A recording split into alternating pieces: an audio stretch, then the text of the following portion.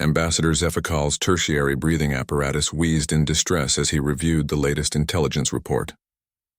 His crystalline exoskeleton clicked nervously against the council chamber's bioluminescent walls as he addressed the assembled representatives of the Galactic Council. "Esteemed beings," Zefkal began, his translator struggling with the tremor in his voice, "we have a problem. The humans, they've left their world." A collective gasp rippled through the chamber. The Vorthan delegate's tentacles writhed in obvious anxiety, while the crystalline collective's representative dimmed to an alarmed shade of purple. Even the typically stoic Metallic Union ambassador's optical sensors flickered rapidly. For 3 cycles, the Galactic Council had monitored the species they'd classified as Terrans on their Deathworld designated as Sol 3. The planet was a nightmare beyond imagination. Crushing gravity that would liquefy most species, an atmosphere containing the highly corrosive gas oxygen, and weather patterns that included frozen precipitation and electromagnetic storms. Most horrifying of all, the planet's surface was covered in a deadly substance the humans called water, a universal solvent that would dissolve most known bioforms on contact. "Impossible," chittered the insectoid hive mind, representative through their breathing holes. No species could survive departure from such extreme environmental conditioning. Their bodies must be completely dependent on those crushing gravitational forces and toxic atmosphere. Zefkal's display screen flickered to life, showing grainy surveillance footage. "I'm afraid you're wrong. Hive Queen Zikith. Watch." The assembled delegates watched in growing horror as bipedal figures in primitive-looking suits moved with impossible grace through the vacuum of space. The humans worked outside their vessels in the void itself, repairing damage and conducting maintenance as if the lethal environment was merely an inconvenience by the Seven Suns, whispered the ethereal consortium's representative, their gaseous form shimmering with fear. "They're not wearing life support systems. Those are just thin membranes. Thermal regulation units," Zefkal corrected grimly. "Our xenobiologists believe their suits merely prevent heat loss. The humans appear to be naturally capable of surviving in vacuum for limited periods." The footage continued, showing human vessels approaching various worlds throughout the outer rim. On the frozen moon of Zarian Beta, where temperatures dropped to levels that would shatter crystalline collective members like glass, humans walked on the surface wearing only slightly thicker versions of their minimal protection suits. "Look at this." Zefkal manipulated the display, showing footage from the volcanic world of Pyros Prime. "Temperatures here exceed the melting point of most known metals. The atmosphere is pure sulfur compounds that would dissolve our finest biosuits in moments." On screen, humans could be seen establishing what appeared to be mining operations, working mere kilometers from active lava flows. Their equipment seemed almost primitive by galactic standards, yet they accomplished feats that would require the Council's most advanced environmental suits and shielding technology.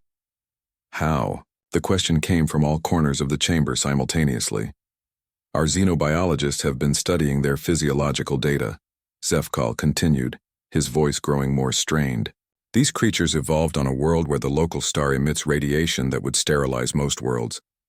Their cells actually use this radiation as an energy source through some biological process they call sunbathing. They consume poisonous substances like caffeine and ethanol for recreational purposes. Their entertainment includes deliberately subjecting themselves to gravitational forces that would crush most of us." The Hive Queen's mandibles clattered anxiously. "What do they want? Surely beings capable of surviving their hellworld must be planning conquest." "That's the truly terrifying part," Zefkal said, bringing up another display. "They appear to be only exploring. They've made no aggressive moves toward any inhabited systems. Instead, they're systematically visiting every world we've classified as uninhabitable death trap and seem to be enjoying themselves."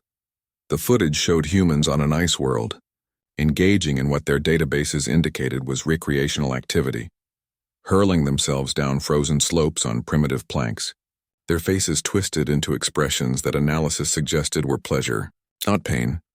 "They've also begun leaving messages," Zefkal added reluctantly, translated communications suggesting they wish to establish friendly contact and share something they call extreme sports with other species.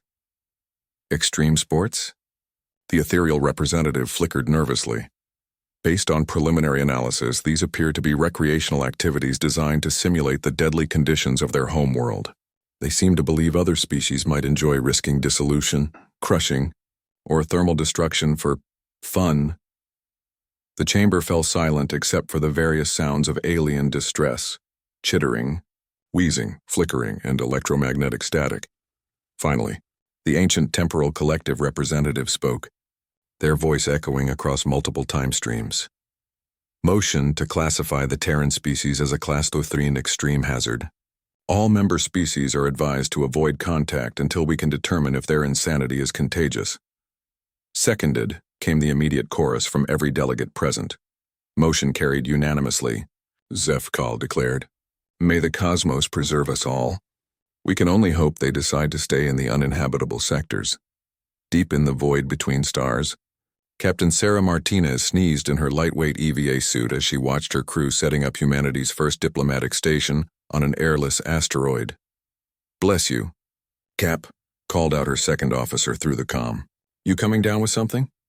Sarah grinned, checking their list of nearby systems to visit. "Nah, probably just someone talking about us. Ready to go meet our new neighbors?" As humanity continued its inexorable expansion into the galaxy, the Council could only watch in terrified fascination as these impossible beings turned the most hostile environments into playgrounds, all while maintaining their bewildering desire to make friends.